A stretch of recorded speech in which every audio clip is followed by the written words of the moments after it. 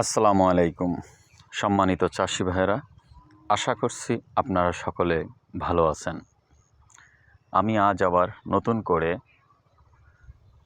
56 দিন বয়সে এসে আমার শসার প্রজেক্টের বর্তমান কী অবস্থা তার আপডেট তুলে ধরছি। আগামী রমজানকে টার্গেট করে আমি যে শসা রোপণ করেছিলাম সেই শসার বর্তমান প্রত্যেকটা গাছের অবস্থা খুবই ভালো। এখানে শসাগুলো সুন্দরভাবে সেট হয়েছে, দেখতে পাচ্ছেন আপনারা সকলেই। গত ভিডিওয় যে আপনাদেরকে দেখিয়েছিলাম সেগুলো গিটে গিটে যে জালিগুলো এসেছিল সেই জালিগুলো সেট হয়ে বর্তমান হারভেস্ট করার উপযুক্ত হয়ে গেছে।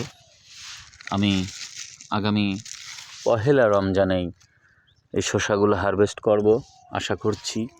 এখানে আপনাদেরকে আমি ঘুরে ঘুরে দেখাই প্রত্যেকটা গাছের যে শসাগুলোর আমি দেখিয়েছিলাম সেগুলো মোটামুটি ভালোভাবে সেট হয়ে গেছে। এখানে যেগুলো এভাবে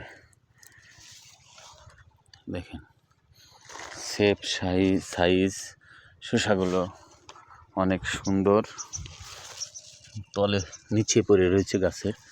এগুলো এই জন্য কাছে না নিলে আপনারা দেখতে পারবেন না। দেখেন শসাগুলো খুব ভালো অবস্থা। শসা দেখেন অবস্থা। এগুলো আগে যে প্রথম গিটেই যে জালিগুলো এসছে দেখিয়েছিলাম আপনাদেরকে, সেগুলো মোটামুটি ভালোই সেট হয়ে গেছে। এখানে দেখতে পারছেন সেই জালিগুলা সেট হয়ে গেছে। ওই দিক দিয়ে এদিক দিয়ে প্রত্যেকটা গাছের গোড়ায় এভাবে তো দেখানো সম্ভব হচ্ছে না, নিচে নিয়ে দেখানো লাগতেছে। আপনাদেরকে নিচে নিয়ে দেখালে ভালোভাবে দেখতে পারবেন।